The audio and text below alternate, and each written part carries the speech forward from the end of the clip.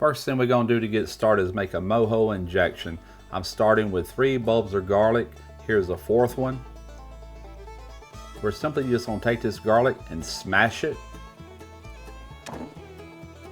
Going to remove the skin.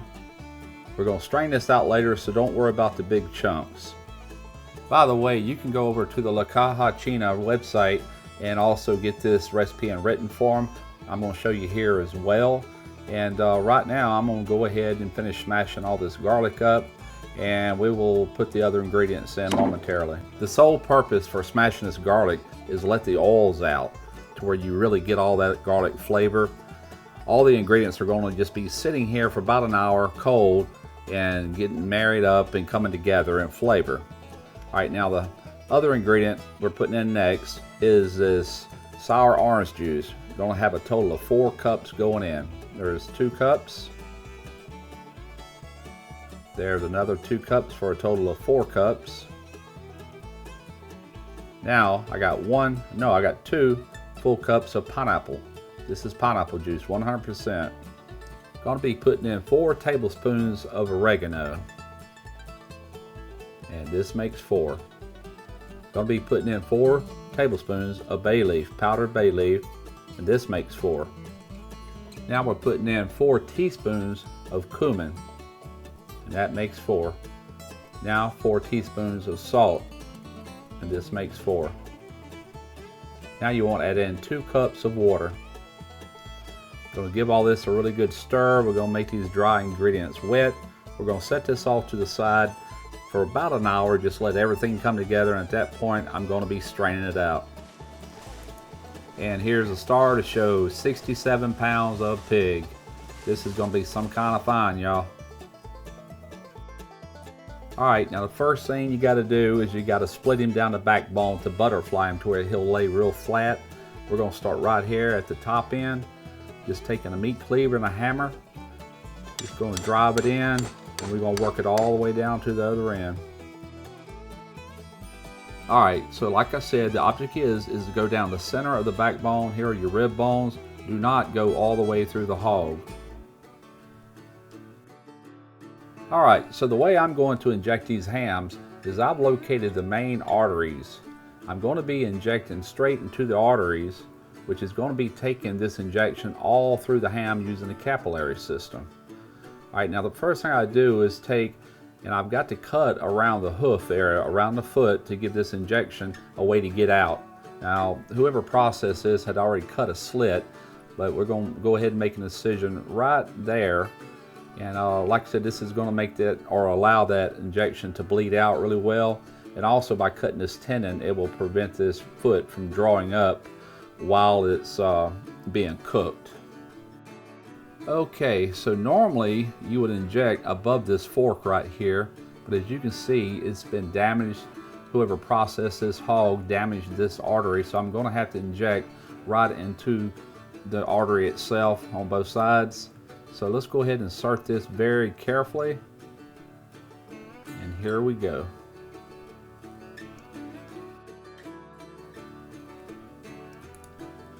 It's more than likely going to require 2 to 3 syringefuls of this injection on each ham to do the job.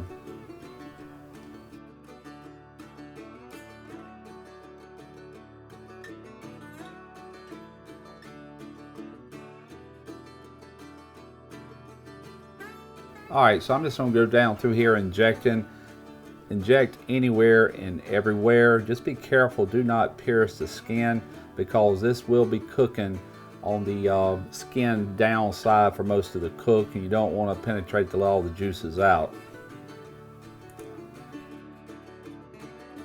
Now this jowl meat is awesome, really good meat. Hey look, Botox.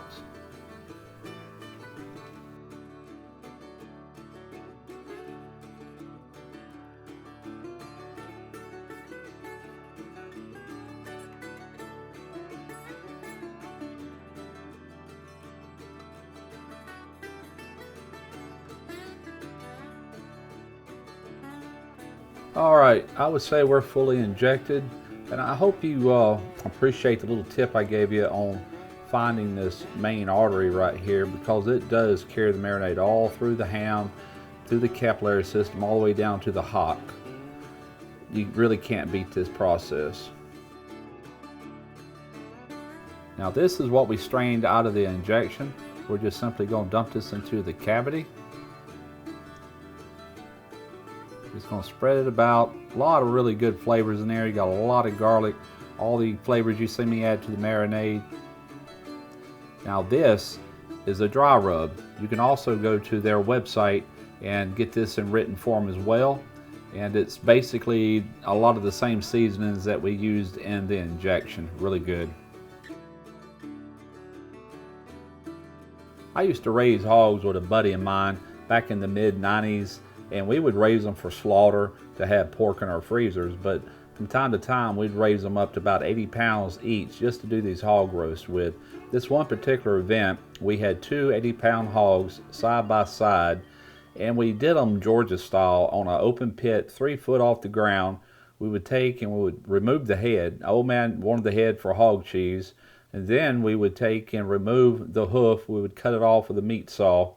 Now this thing would lay belly side down for 12 hours. Then we would flip it back on its back and let it go for 16 hours. Man, you had your cracklings. You had all that good tender meat on the inside. It was some kind of fine. But it took a long time. Now with this, today, I'm going to show you how you can do a hog this size in 4.5 to 5 hours.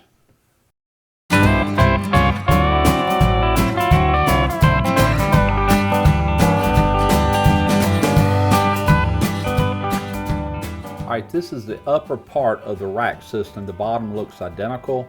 I've got to sandwich these together using 4 S-hooks, and it's going to more or less sandwich this pig in between this rack.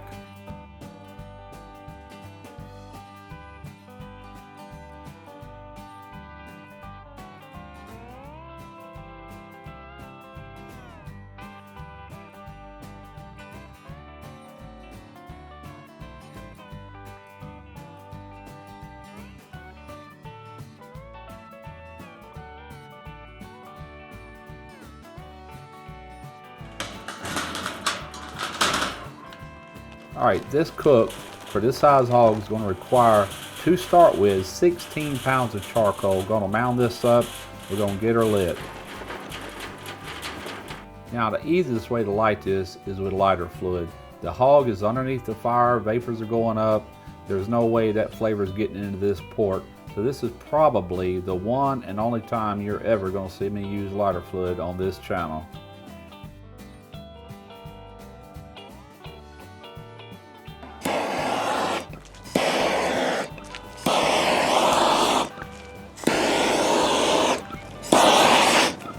Now your cooking time doesn't actually start until these are ashed over and spread out. Alright, I've just added 8 pounds of charcoal briquettes. I initially added 16 pounds to begin to cook. An hour later, I added 8 pounds of charcoal briquettes. This is an hour later. I've added another 8 pounds, and in 1 hour, I'm going to have to add another 8 pounds. The instructions are also on the end of the box. Remember, do not open this until it's time to flip the hog. Very important. Hours went by. I'm adding another 8 pounds of charcoal briquettes. I'm going to let this go 1.5 hours instead of 1 hour, for the simple fact I could not let this hog rise up to room temperature due to the fact I'm outside and the temps are pretty cold today. Alright, it's been 1.5 hours. And we removed the lid just a few minutes ago to install these Tacky probes to double check and make sure that we're up to temp and everything's looking good. Man, it's looking killer. I'm here to tell you. We're going to go ahead and flip this bad boy. Going to remove the probes. And from here, we're just simply going to utilize this rack system that makes it really handy and very easy to flip. And so here we go. We're just going to reach down here and give her a flip. Oh man, look at all that juicy goodness. Now that juice, I'm going to utilize some of that to go with some of the leftover marinade to make a killer dipping sauce.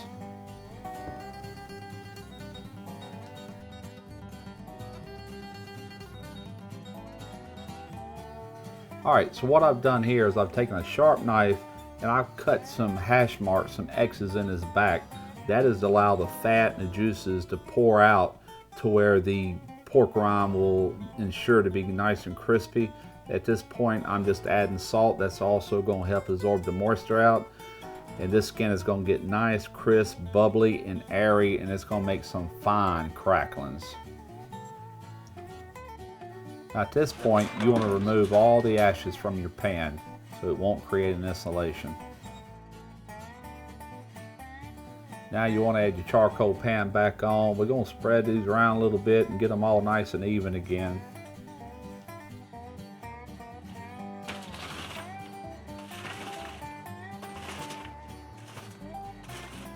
Alright, so now we're going to add on 10 pounds of charcoal. This will be the last time we'll have to add charcoal. 10 pounds, spread them out. Alright, after 30 minutes, we checked our hog, the skin, to make sure it's crispy. We had to go an additional 15 minutes.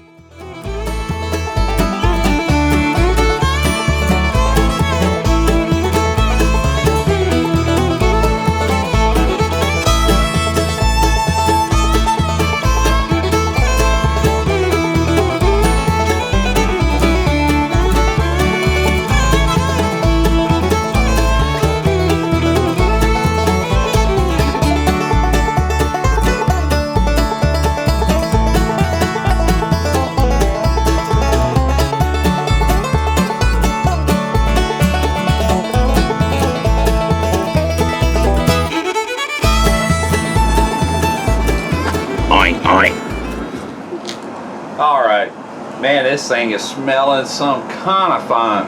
Get ready to try it. Look at this, listen to this.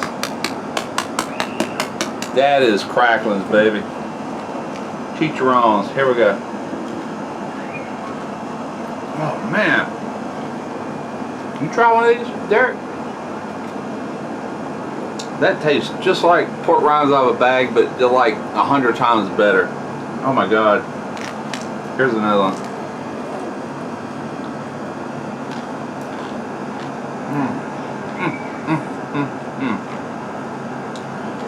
I don't even know where to begin. Let's try some of this meat. This is on the ham end.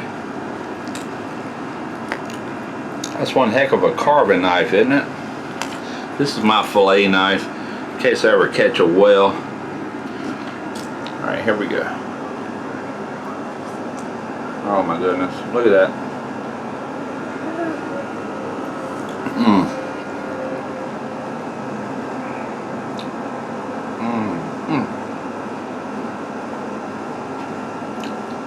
Cuban flavors, the Cuban mojo flavors are shining through, man. This is really, really good. A little expensive. I'll tell you straight up what I paid for this. $2.29 a pound is not bad for pork, considering you get the tenderloin. I mean the back straps right through here, which is your pork chop area. Your tenderloins under here. You get both hams. You get both of your shoulders, which is the Boston butt. And I did notice that when I bought this, they removed the pork belly. They trimmed that off. I guess they sell that separate. So if you raise your own hogs, like I used to do, you get all of it. But $2.29 a pound, $164 total for this pig. This thing will feed 50, 60 people easily, no problem. So we're getting ready to pig out. We got people here, we got beer here, we got a party going on. Alright, until next time, Smoky Ribs.